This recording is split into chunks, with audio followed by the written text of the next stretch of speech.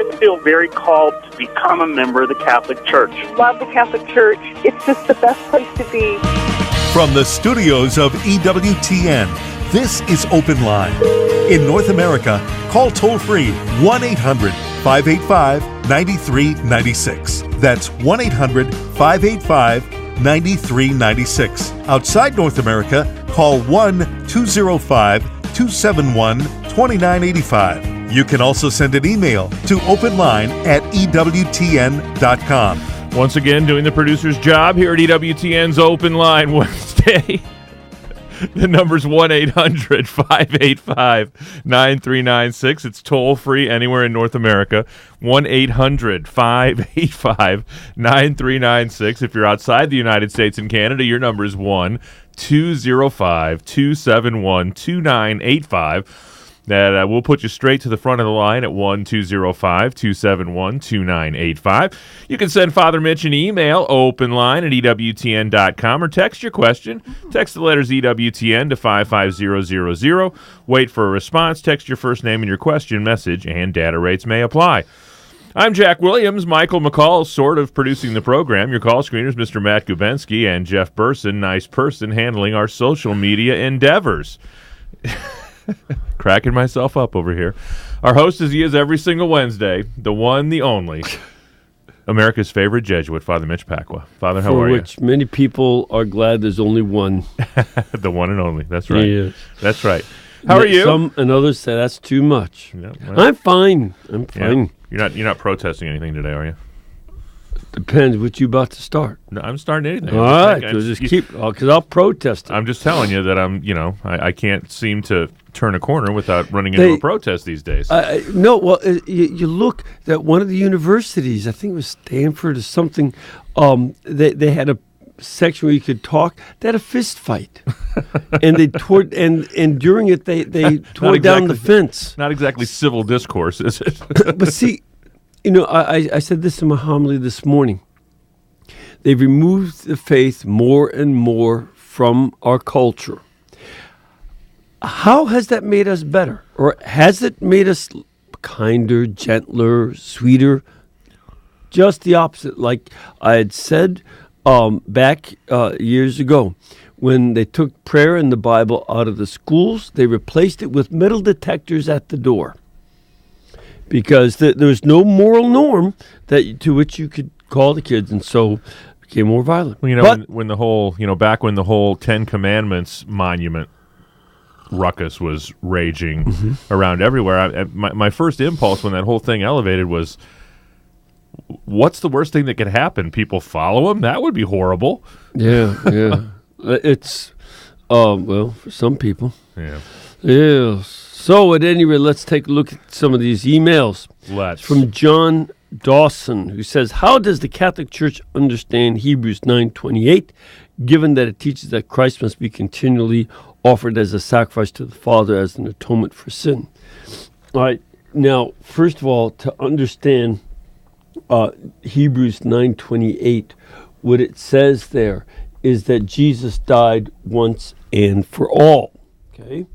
And so his question is, if the Catholic Church, offers Jesus again and again, so it says Christ having been offered once to bear the sins of many, will appear a second time. So what do we do in that? Well, first of all, John, you have to understand that Christ is truly eternal. And therefore, his crucifixion is not a past event for him. It is still present because God has no past. In his human nature, in his divine nature, the crucifixion is not past. And therefore, what he does at Mass is make what is forever present to him present to us, so that we don't offer Christ again and again. Catholic Church has never taught that we offer him up again and again. It is the one sacrifice of Christ represented to us. There may be some Catholics who misunderstand the doctrine, but that is not the way that it's taught. And what you have is, Christ's eternal offering being made present to us, just as when any Christian says, I confess my sins and believe that the blood of the Lamb has washed away my sins. Did you stab him again? Did you put another nail in his hands? No.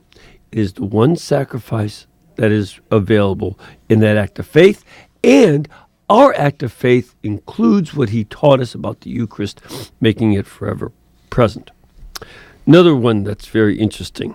Father Mitch, was Jesus really called Jesus and Mary called Mary when they were alive on earth? What about John, Matthew, Mark? Those names don't sound Middle Eastern at all to me. I have a feeling that these are translations, but my question is, why translate them? Why should we not call Mary, for instance, whatever her real name was when she was alive? The same for our Lord and all his disciples. All right? Try to say the Semitic letter Ein.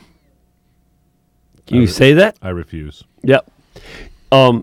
Here's your problem, Scott.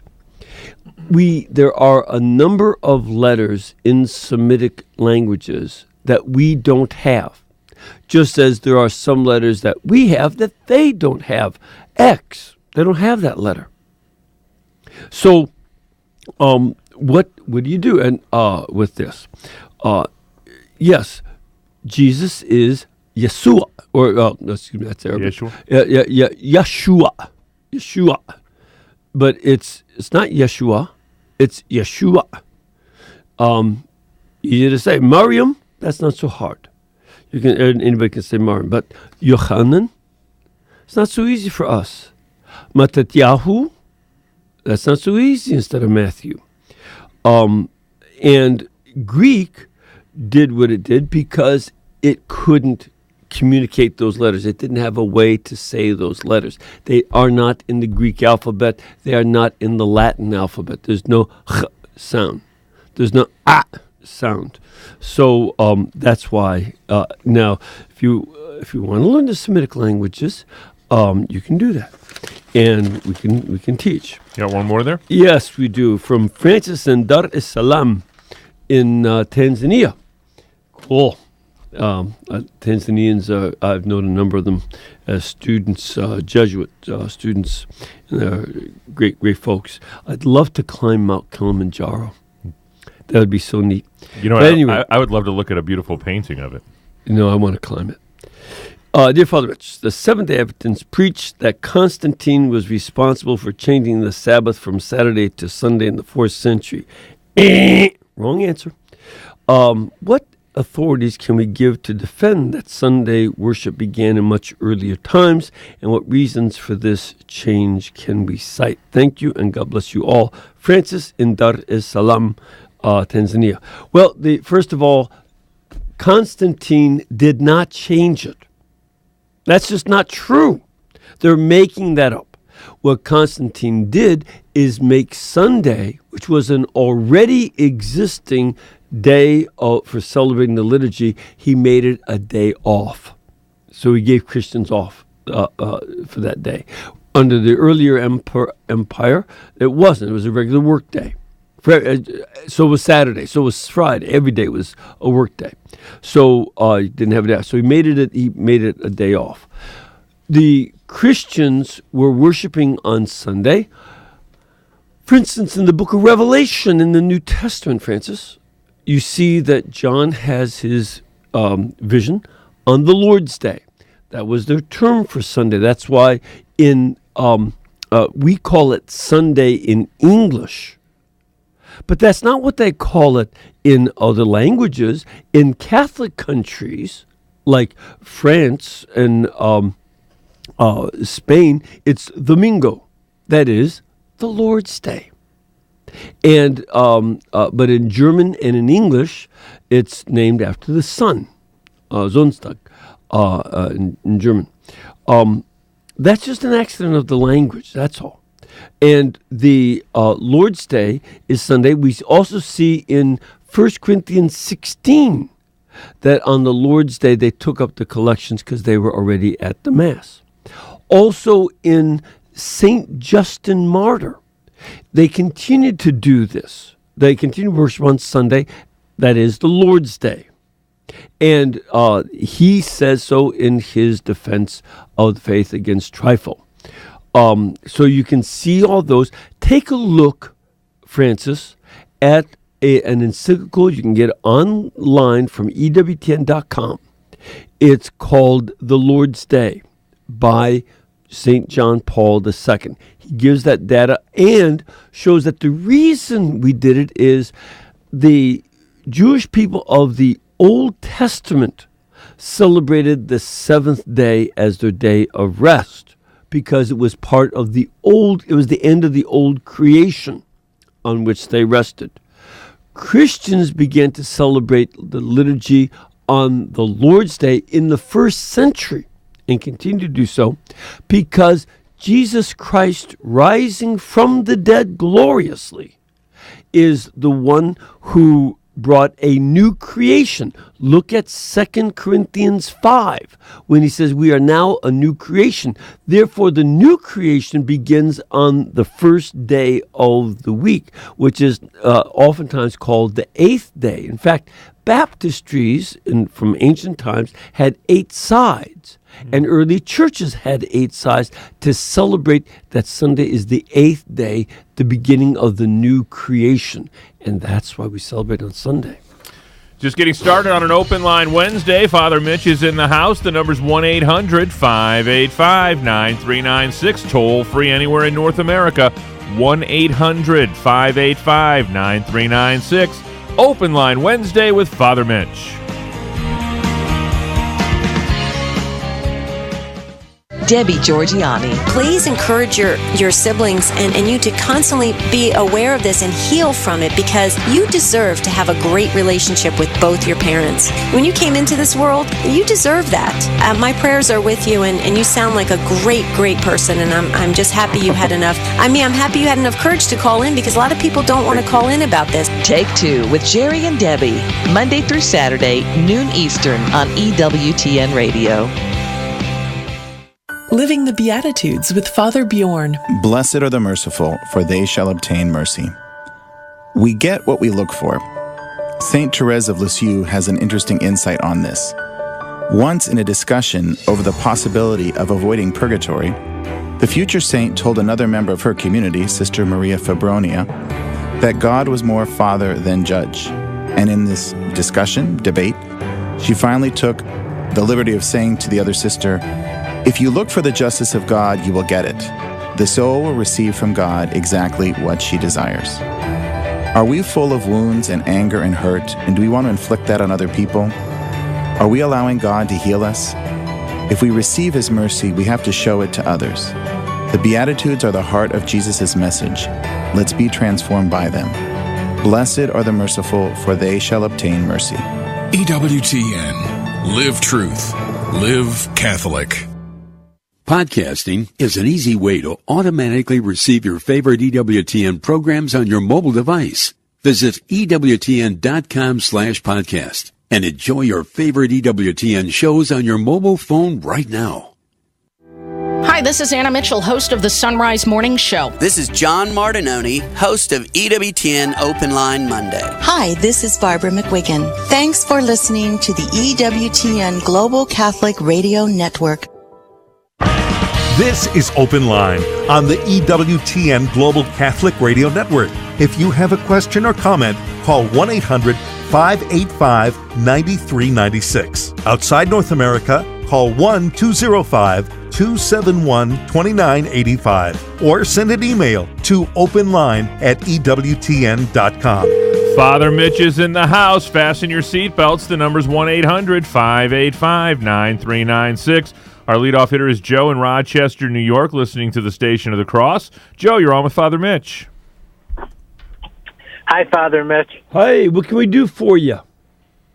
My question, Father Mitch, is something I've been wrestling with. Is, with all this debate about the marijuana and cannabis for medicinal treatment. Yeah. Well, I had a friend of mine whose sibling was dying of cancer, and the doctors had given up on her. Yeah. Okay. Yeah. And the cancer had run through her body. They basically sent her home to die. And out of the kindness of their hearts, and she wanted this, they chose to go with the cannabis oil and with marijuana to help relieve her symptoms. And also, there's some debate about the cannabis oil actually helping with the cancer. And it was illegal to do, and I think about that. It's just been bothering my soul. And even though it was illegal, they didn't. The purpose they did it for. I want to know what the Lord would think about that. About what's the difficulty? I'm not sure what the problem would be. What do you mean? What the Lord would think about it? I'm not sure. Do you think it was a sin? To do what? To take medicine? To give her the cannabis oil, for medicine. No. First of all, you see, I guess partly I'm confused as to who gave her this. The doctors? Well, her brother. No, it wasn't. Oh, okay. Yeah. Yeah. So her doctors did not give it to her. No, the doctors didn't. The doctors had given up on her. Yeah. And so they didn't give her that. And so what you've, I don't think that it's a sin to to give her that for medicine. If they give it to her, because certainly the church allows us to, the doctors give morphine, for people who have cancer. And the marijuana is certainly far more mild and far less lethal. When they start doing morphine drips, there's oftentimes that's what brings on death. This is something that you want to end the pain, and yet the morphine drip can be the cause of death. And so this is something that is not a sin as such. Now, if there are people who are doing recreational marijuana and are just getting buzzed, that that would be something else. And I would say that trying to lose the control of your consciousness and of your intellect and therefore of your will, that's problematic and sinful. And whether you do it with booze or you do it with marijuana, and that's why you don't get drunk. That's a sinful thing. But drinking itself is not. And in this case, it's something that is very much part of an attempt at treatment. So there's not a matter of sin there. Thanks so much, Joe. Appreciate the phone call. Next up is Ryan. He's in Midland, Texas, listening to EWTN on Guadalupe Radio. Ryan, you're on with Father Mitch. Hey, Padre, thanks for taking my call. Sure. What can we do for you? Well, I thought I'd call today's show to give myself an early birthday present for myself for next Sunday on the Little Flowers Feast Day. Uh-huh. It's my birthday, too. Oh, cool. Yeah. Now, my question, Father, is, first off, are you familiar with the Ambrosian rite that's celebrated in Milan and the Mozarabic rite celebrated in Toledo, Spain? Yeah. Okay, I'm curious. If a Catholic priest obtains the qualifications to celebrate either one of those masses after learning how to celebrate it, would that technically make him a bi-ritual priest, or is that just strictly a term used for priests that can celebrate an Eastern rite, like how you do with the Maronites? Yes, and like yeah. See, actually, though I haven't gotten technical stuff on that, but Actually, I'm sure of, I don't know the Mozambique rite, but with the Ambrosian rite, they are subsets of the Roman rite. And so, like the Dominican rite has it's just a couple slight differences, but it's basically the Roman rite with a few permitted differences. Whereas the other rites, for instance, the Greco-Italo, there's Italo-Greco, but it's a Greek rite that has been in Italy since the first century, because the Mass was celebrated in Greek in the first century, and first, second, and third centuries was celebrated in Greek, and there still are Italo-Greeks in Italy, and they have the privilege, by the way, of proclaiming the gospel at the funeral of a pope, and perhaps also at the election, or the consecration Mass of a pope. And but that's a distinct rite, whereas these are other slight variations on the Roman rite, and not really a distinct rite in themselves. That help? It's sort of like the Anglican usage is not the Anglican usage is not a distinct rite. It is a sub-branch of the Roman rite. That's interesting. Can I ask one other thing real quick before I trot off? Sure. What you got? Okay. I'm curious, Father, if a Catholic priest obtains the biritual faculties, does he have to learn fluently the language of the church he's working in? They don't require fluent knowledge of it. I mean, I was blessed. In graduate school, I'd studied Aramaic, so learning the Syriac which is a dialect of Aramaic, was not any much of a problem. So it's not required, but they do have to be able to say the Aramaic prayers or the Greek prayers, etc., that are necessary for the celebration in whatever place they're in. A lot of the Eastern rites use more and more English after they're here because their children don't know those languages, but they keep some, like we always keep some parts of the liturgy in Aramaic. And our young people, will tell me that they're really glad to have that. Not long ago, a young man in his 20s has said he's really just is so glad we have that, but he also wants the rest of it in English so he understands it better. Thanks so much, Ryan. Appreciate the phone call. Next up is Colleen. She's in Kalamazoo, Michigan, listening to Holy Family Radio. Colleen, you're on with Father Mitch Pacwa.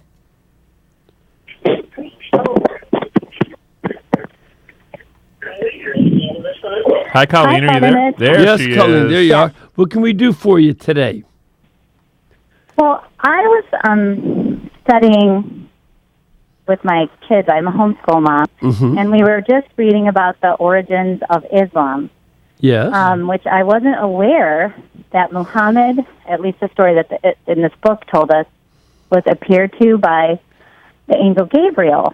And then some of the pillars of the Islam faith kind of surprised me. And I read a little more about the history and how Islam spread. And I just was more curious about the church's teaching on Muhammad, and if that really was the angel Gabriel who appeared to him, which I'm guessing not. But I looked up in the catechism about the church's relationship with Islam, and it was saying how, the same, we worship the same God. So anyway, I started talking to friends, and there's all kinds of confusion. Some people were saying, well, it stems back from Cain and Abel, and I just haven't been able to find a lot of confusion. Really correct. Yeah. So I was hoping you could clarify that for me, and my kids too, because I said, boy, this is kind of a hot topic today. It is. It is. And one of the things that I'm going to suggest you do is take a look at some of my DVDs, or get them on CD, the one they're audio, or you can get visual for some of these, on Islam and Christianity. You can go to, I don't know that catalog carries them. Maybe you could check, Jack. If not, you can go to my website, which is fathermitchpacwa.org. Father is spelled out. I just don't know if our catalog carries them or not. But you can go to the website and check that out. I'd have to do a whole series. What's it called exactly? It's called Islam and Christianity. Yeah.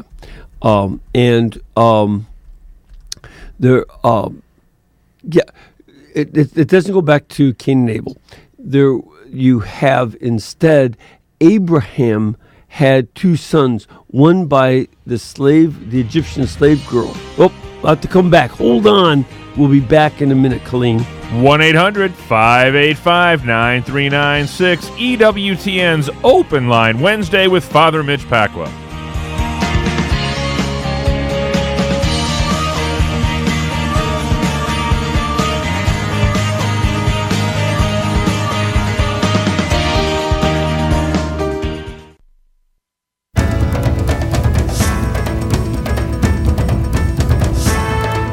EWTN is available 24 hours a day, 7 days a week. If your cable or satellite provider doesn't carry EWTN's full programming lineup, give them a call and let them know you would like to receive EWTN 24 hours a day, 7 days a week. For more information, go to EWTN.com and click on television. Trains of thought. What a perfect phrase for the things that happen inside your head. You can't stop a train, but you can decide if you're going to get off or on. All too often, our trains of thought are negative. Call it evolution. I think the cavemen who got really upset when they were almost eaten by a saber-toothed tiger and they kept thinking about it all day, they were probably more likely to survive than the cavemen who were really good at smelling the flowers. But either way, when you find yourself on a negative thought train, do yourself a favor and just get off. You don't have to trust your strongest feelings and darkest ideas. Do you really think you're going to find the answer to your problems by exploring every car on that noisy train? You won't. Let it go by. Choose silence. We have a God who speaks in the whispering wind, who leads us in the silence, and who called himself the Prince of Peace. This is Chris Stefanik from RealLifeCatholic.com on EWTN Radio. The wisdom of Mother Angelica. What do you do on Sundays? You go to church? No, I golf. Ever make a hole in one? No. Well, why don't you pray a little bit? Pray. Yeah, pray. Oh, why I need to pray? I could give you 50 reasons. For more information on Mother Angelica, visit Religious Catalog at EWTNRC.com. EWTN. Live truth. Live Catholic. This is Open Line on the EWTN Global Catholic Radio Network. If you have a question or comment, call 1-800-585-9396. Outside North America, call 1-205-271-2985 or send an email to openline@EWTN.com. I loves me some Father Nathan Cromley. I didn't understand. I said, that. I loves me some Father Nathan Cromley. Oh. It's a Southern expression. Come on now. You've been down here long enough. You ought to know these things. Yeah, I just never applied it to Father Nathan. Okay. I could listen to Father Nathan all night. Yeah, he's good. But he's on tonight talking about something a little bit different. This is kind of interesting, actually. Yes. As opposed to his other stuff. No, he's doing a business school, and he's inviting our viewers to know more about it, and perhaps some young people who are interested in learning business from a Catholic perspective to be able to join it.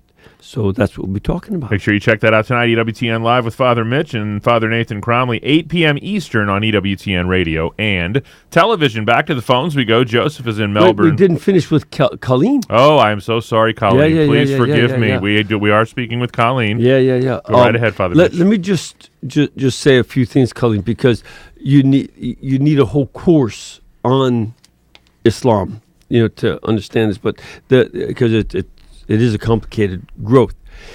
The Arab people are the descendants of the son of Abraham and his slave Hagar, while the Israelites are the son of his wife Sarah and Abraham. So that's part of the difference in terms of background. He did not initially say that it was the angel Gabriel that spoke to him, but when he described it to his wife, she said, the angel Gabriel is the one who brings messages, therefore this must be the angel Gabriel. But Gabriel did not announce himself as Gabriel. In terms of worshiping the same God, yes, it's the God of Abraham, Isaac, and Jacob. They accept it as the God who appeared to Moses and that David sang about and Solomon. And they recognize all of them as authentic prophets and Jesus as a prophet. However, they have a very different concept of God than we do. So it was the same God. It's a very different concept. For instance, free will is heavily subordinated on the part of humans because God's will is absolute. Everything that happens is God's will. If I stumble and break a leg, this is God's will. They don't distinguish between his permissive will and his perfect will. It was an argument that St. Thomas Aquinas had with Muslim philosophers. And we agree with Thomas. So, there's a lot more. As a matter of fact, I'll be coming out with a book. It's at the editors now for the last few months. We'll see when it comes out. But it's going to be comparing Jesus and Mary in the Quran and in the Gospels. And it's very different. Even the spelling of the name, you'll see in the translations of the Quran that it's Jesus, the son of Mary. But that's not what it says in Arabic. They call him Isa, which is not the word Jesus. In fact, it's the same letters as in the name Jesus, but reverse. So I'm going to point out. And they have Mary as the daughter of Imran. Now, Imran in the Old Testament was the father of Miriam and her two brothers, Moses and Aaron. Now, if that's the Imran they mean, they've got to explain a 1,300-year gap between the days of Moses and Aaron and Jesus and Mary. So there are a lot of difficulties. And Muhammad did not write down. As a matter of fact, there are no copies of the Quran for the first 200 years of its existence, of Islam's. As a matter of fact, there's no mention of the name Muhammad that's ever been found, or of Islam or Muslim. No copies of that are found anywhere until about 200 years after the death of Muhammad. But that's getting into a lot of details. But you might want to take a look. I have one CD is comparing the Bible and the Quran, and another one on Jesus and Mary. And so I've got a few DVDs and CDs that you can take a look at there. God bless you, Colleen. Appreciate the phone call. Now we'll head to Melbourne, Florida. Joseph's listening on Divine Mercy Radio. Joseph, you're on with Father Mitch. Good afternoon, Father Mitch. How are you, Joseph? What can we do for you? A couple of Sundays ago, I went to Mass, where Peter asked Jesus Christ how many times to forgive someone who has sinned against him. I don't have problem so much with the answer Jesus Christ gave. What I have the problem with is a difference between two languages, because I know you speak many languages. Yeah, right. If we translate in the English said 70 times 7. But right. The French translation said 70 times 7 times. I think that's a big difference. Can you shed some light on that for me, please? Yes, I can. One of the difficulties there is, it's the term. It is an issue of translating the Greek, because in let me just get it up here. In the Greek, Jesus said, I do not say 7 times, but until 77. Now, the question, the word, they didn't use the vocabulary we do in English and French. 5 times 10 is 50. 4 times 10 is 4. And so they just didn't develop that kind of language. What we have here is 77. Just the 2 words. Hebdome kontakis hepta. And people have translated that in different ways. 70 times 7 or 77 times. That, and in terms of the translation, it can go either way. I like 70 times 7. I have bigger needs than the guys who just wanted 77. But I think that 70 times 7 is the correct. And something else that's interesting along that line, Joseph, is that the amount of money that the steward owned. The translation that we're using is kind of namby-pamby. It's just a huge sum. What it says is 10,000 talents. Now, the reason I mention that is a talent was 65 pounds of gold. So 10,000 talents was he owed 650,000 pounds of gold. That's the kind of debt our federal government goes into. And that's enormous. And then you start dealing with that into how much, what is it, gold now, about $1,000 an ounce. So, you just do the calculation, and it's billions and billions of dollars worth of gold. So that's also very important to keep in mind, too, with that passage. Next stop, Lafayette, Louisiana. Luke is in Lafayette, listening to EWTN on Sirius XM Channel 130. Luke, you're on with Father Mitch. Oh, hi, Father Mitch. Hey, comment ça va, cher? Yeah, I love eating the way we got gumbo and crawfish and everything. I know it. I get down there. Yeah, but first of all, I want to express congratulations to the fine people of Alabama that supported Roy Moore. He's a godly man, and I think he'll do a great job if he's elected in the general. All right. Also, I wanted to, I heard about the filial correction letter signed by 62 theologians and clergy, and I actually sympathize with them in that matter. I believe, I think I've read that there's several dioceses that are using the ambiguity and the Amoris Laetitia to allow, adulterers to communion, and so I've supported that. I've spread it on Facebook. I've signed my name to it myself. And where do I stand? Am I in error? Am I in sin?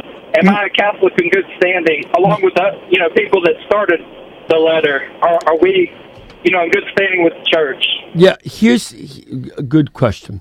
What is being addressed here is a number of bishops and theologians and priests have offered a filial correction. Filial means that of children toward their parent. In this case, a correction to the Holy Father. Now, there are times when, in families, when children may have to correct a parent who does something incorrect. That happens. The assumption ought to be, as the old television series says, Father knows best. But there are times to make corrections when things are not done right. And in this case, it is these are theologians who and bishops and priests who are asking to correct the Pope about the ambiguity in his encyclical Laetitia Amoris, because precisely what Luke has said. Some places are using the ambiguity of language to allow people who are divorced and remarried, which Christ calls adultery. It's not Luke being harsh here. I was going to say, who calls it that? Jesus Christ our Lord calls it adultery to be divorced and then remarried. And so this is the kind of correction. St. Paul had corrected the first pope, Peter. And Peter accepted the correction when it was given. And there have been other times in history when there have been such corrections. Not just petulant disagreements and whining and complaining and pouting, but out of real love of the parent and of the truth, a correction, in this case, asking for clarity so that people don't misuse the ambiguity in order to do something that is not right. So if you agree with them, you are still in good standing. You haven't broken off communion or committed schism. Neither have they. If somebody commits schism because of this, that can be a serious issue and a grave sin even. So this is something where we have to be very, proceed cautiously, and cautiously in the sense of seeking only to be filled with charity for the sake of the truth, not to say, I'm right and you're wrong. That should never be there. But, there's no problem with agreeing with correction in this and other issues when it's necessary. Is that helpful, Luke? Oh, definitely. I appreciate the clarity you offer to that matter. It's, him and all that, but, it's plain. I think that, we have a duty to obey our conscience when it comes to, trying to correct something that we see that's wrong. And for me, it's a sense of justice, I'm married, and, part of the reason I'm Catholic and I'm married is in the church is that it's so clear that, hey, this is for life. And, I'm not trying to insult anybody by calling anybody an adulterer, but, we need to use plain speak, I believe, to get through to people our point. And I appreciate your answer. Thank you. You're welcome. You're welcome. Next up is Tanya. She's in Palsbo, Washington, listening on Sacred Heart Radio. Tanya, you're on with Father Mitch. Hi, Father Mitch. Hi, what can we do for you this fine day? Yes. I was reading last week from Timothy 3, where it's talking about how a bishop is supposed to run his house, and then later on in the passage it's talking about deacons. And I was just wondering why it's saying that a bishop must be married only once. It gives the whole list of things they're not supposed to do and how they're supposed to run their house, and it's talking about his children. Yeah. Right. First of all, it doesn't say he must be married once. Do you remember what verse that was? 1 Timothy 3? Yes, it's 3, 1 through 13. Yeah. When speaking about the bishop, now a bishop must be above reproach, the husband of one wife. Now, what they're doing, remember the early church. The majority of converts were married, right? Okay. And so from whom are they going to choose bishops, except among the married? There was the beginning of a celibate clergy. For instance, our Lord Jesus himself never married, except the church.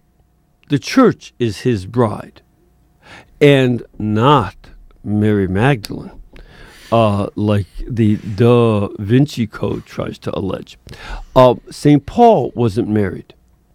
And and it seems that St. Timothy and St. Luke were not married either. And the reason they chose that celibacy is that it was easier to travel around. The responsibilities of a wife and children are very great, and they're financial, emotional, social, etc. So it was easier for those celibates. And by the 2nd century and 3rd century especially, celibacy became ever more expected. It wasn't universal, but it became more and more expected simply because of the amount of time and the risk during the Roman Empire of persecution and execution that, you don't want to have to worry about a family. But when he does approach those who already have been married, he says he wants them to be, a bishop must be above reproach, the husband of one wife, temperate, sensible, dignified. He does not want a man who has to have, say he's a widower, and a lot of men really need that kind of a helpmate, that is a spouse. And he wants, we're not going to look for bishops among the guys who are widowed and remarried or divorced and remarried. That it's going to be someone who has one wife, and when she passes away, he remains celibate, as well as temperate, sensible, dignified, no drunkard. But it doesn't say he must have one wife.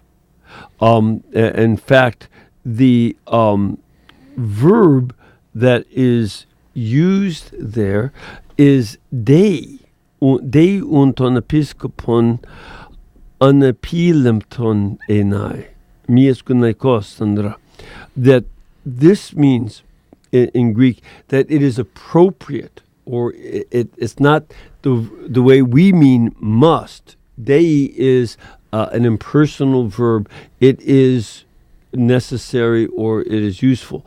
And this is meant to limit the number of wives a man may have, and rather than having more than one wife, either in sequence or some places in those days at the same time. It's all Greek. Does that help? Perfect. Yes, it does. Thank you so much. You're welcome. Thank you, Tanya. Appreciate the phone call. I had the great privilege last February 2016, actually not last February, but February of 2016, to attend a fundraising event in Burlington, Vermont for the folks that are getting a radio station on the air there in Burlington.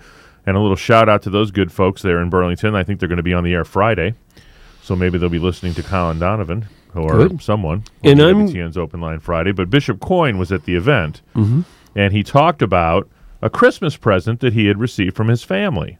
And this was a very popular present now, but it was a little obscure back then. It was the Amazon Echo. And Bishop Coyne talked about he could say things to the Amazon Echo. He could say, Alexa, play classical music, and she would play classical music. Or he could say, Alexa, play sports radio, and she would play sports radio. And he talked about he wanted to be able to say, Alexa, play Catholic radio, and she would play his local Catholic radio station. Well, he's going to get to do that on Friday. And anybody can do it now with the Amazon Echo, which is it's a virtual personal assistant. And you can listen to EWTN Radio right now on Alexa by just saying, Alexa, play EWTN Radio. Check out the Amazon Echo today. Next up is Wendy. She's in Nashville, Tennessee, watching on YouTube. Hi, Wendy. You're on with Father Mitch. Hello, Father Mitch. Hi, what can we do for you? Well, I have a major question about the word poor in the Gospels.